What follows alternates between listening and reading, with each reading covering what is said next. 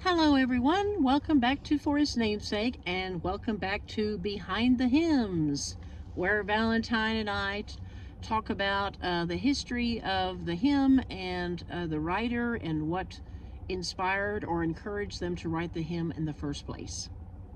And today, the first song that I'm going to be talking about is, or hymn rather, is What Child Is This? And we all know that's a Christmas song. It is written by a man named William Chatterton Dix. He is an English hymn writer and businessman, and he wrote this song in 1865. I said is. He was. He was. He's no longer living, of course. The tune was set to the 16th century song of Greensleeves. That sounds familiar. I think I've heard that before. Yeah, I like that song. Yeah.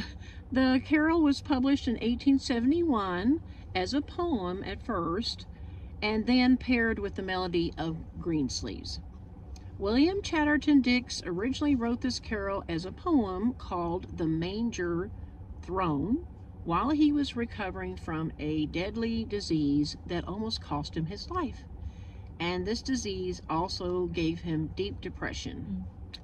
And while he was recovering from this illness, that's when he had a spiritual renewal, and it inspired him to study his Bible extensively and to write hymns. And this is how this hymn came to be.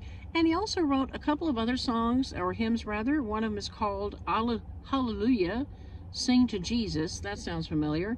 And As with Gladness Men of Old. That also sounds familiar. Yeah, I know the title. Yeah. So that's some, like I said, I always have very short, it doesn't matter how extensive I look up the research on these various hymn writers, I don't come up with very much, but Valentine has extensive research. I don't know, she must have special commentaries or something. So I'm sorry, folks, that's all I have on What Child Is This? So now we're going to go ahead and sing a few stanzas of this song. Okay. Well, at least the first stanza and the chorus. Oh, and we wanted to mention that someone actually requested us to sing this song this year on the channel, but last year we did I think a Christmas song every day. And the year before we just went kind of crazy. Yeah, just every day Christmas song, and we pretty much used up all the Christmas songs and carols to do. And so we thought, this time we'll just do one maybe once a week, and we've already fulfilled that. In fact, there's a song coming out the actual week of Christmas week coming out already, and that'll be our last song. So I'm sorry we didn't get to fulfill your request. You know who you are, but we decided to go ahead and talk about it today instead, and we'll sing a few stanzas. Okay? All right. Well, the first stanza. Oh, the first stanza, sorry. And then the chorus. Okay, here we go. And we practiced once this morning, but that's about it. Okay. What child is this who lay to rest on Mary's lap is sleeping, whom angels greet with anthems sweet, while shepherds watch are keeping? This is Christ the King, whom shepherds guard and angels sing. Haste, haste to bring him, Lord, the babe, the Son of Mary. That's a pretty tune. Yes. Speaking of Christmas tunes, folks, I noticed that the last Christmas carol we did, bells, we heard the bells on Christmas Day, did not get a lot of views. I'm thinking it's because the same day we did that, my mom and I, we did it live, so you probably missed that we even had a Christmas carol that day. So go back to the Christmas playlist and you should find it there. It's a really sweet carol. Alright, the song that I chose today is What a Friend We Have in Jesus. It's a very popular hymn. Many go to it for comfort, and I think that also has to do with the man's life himself who wrote this hymn. His name was Joseph M. Scriven. He was born in Banbridge, Ireland in 1819. He came from a well-to-do family. His father was a captain of the Royal Marines. His family was well enough to pay him to go to, not pay him, but they sent him money to go to Trinity College, Dublin. That's like the top of the colleges there, I'm assuming. He kind of changed his mind. He wanted to go to a military career, but due to poor health, he had to forsake that dream. So that was the first sad thing that happened in his life. He did go to college, graduated in 1842. At the age of 25, he met and fell in love with a woman. They were going to get married, but the day before the wedding, his fiancée drowned. Told that she fell from a horse and she fell into the river, and he was too late to save her. That took a toll on him, very depressed, kind of wandered for a bit. 2 years later, he moved to Canada. So way opposite ends of the world there. Again, the climate was too much for his health. He went back to Europe. And different articles say different things, but one article said that he went with a wealthy family as their tutor, and they traveled to the Middle East. And he fell in love with a lady there, but she fell in love with another man. So that's the third thing wrong that happened to the poor guy.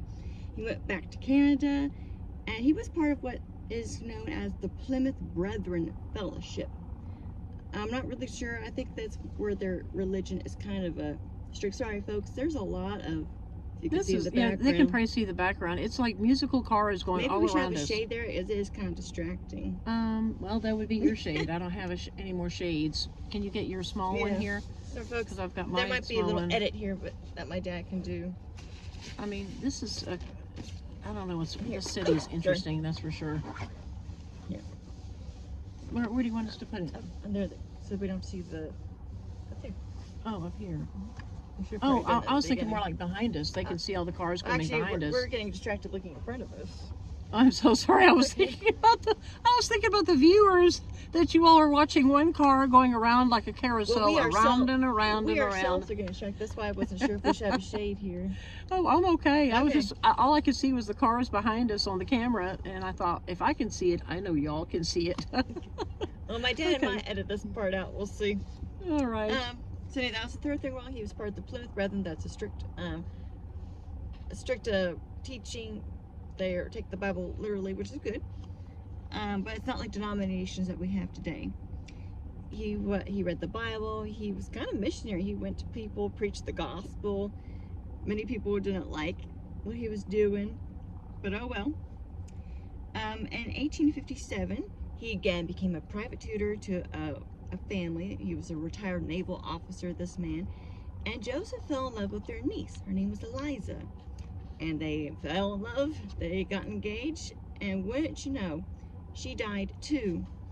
Oh my goodness. She wanted to be baptized into Joseph's assembly, the fellowship that he was part in, and it was April 1860, very cold, but she got pneumonia from being baptized into the lake. It was partially frozen, and the different articles say different things again, but it looked like she was sick for quite a long time, and she died that August. So 3 women he fell in love with. 2 of them died. 1 of them fell in love with another man. So you can imagine how depressed Joseph was. Goodness. He continued to be in ministry. He was known as the selfless man. He chopped firewood for the elderly without pay. He continued to preach in the streets. I'm told that, I read that he was even beaten by people who didn't like his preaching. People threw fruit and mud at him. He was even arrested and told to stop preaching. I mean, the poor guy. Thankfully, he did have a close friend. This friend was named James Sackville. Now I'm getting to the part of the hymn. One day, James came to visit Joseph, and he noticed that there was a poem beside him. Joseph, I forgot to mention, was a poem writer. He actually had a collection that was published called Hymns and something. And James said, "Oh, what a neat poem. Did you write this, Joseph?" And the famous words that Joseph said was, "The Lord and I did it between us." It was called a different name then. I think it was called Pray Without Ceasing. Back in the 1830s, Joseph's mother was ill, so that's the other thing that was wrong. He couldn't go to her, to Ireland. The travel money was too expensive. but it's rumored that he wrote this poem and sent it to his mother as a way to comfort her. And that's the hymn that we have today. What a friend we have in Jesus. So yeah, he did end sadly. The poor guy, he never did marry. He lived, I guess, in poverty. It sounds like he was in an unmarked grave, but you can see his memorial today. James continued to be his close friend to the end. When he was 66 years old, he had a fever. No one knows if Joseph ended his life or not, or if the illness took him, but he was found by the river, drowned supposedly. But it's just amazing that through all the trials, he was able to write these beautiful words that we have in the midst of all that. I think he wrote this hymn between two of his fiancées dying. Goodness So, me. I need my mom to open up the phone again.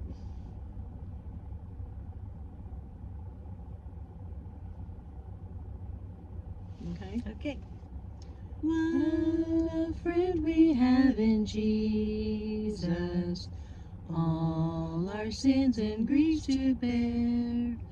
What a privilege to carry everything to God in prayer. Oh, what peace we often forfeit. Oh, what needless pain we bear. All because we do not carry everything to God in prayer. Well, makes me just want to cry. You know, after what we just learned, all that he'd been through, and then to write a song like that, and then me personally, when I go through trials, all I can do is complain to God. I'm not thinking about writing a song at that time. I'm thinking about just complaining, woe is me. But these writers of that time... Folks, we had to change phones. My dad's video said no more video storage. So we're quickly on my mom's phone before it ends. We just want to apologize for the weird edit and for the foggy screen. The lens might need to be cleansed.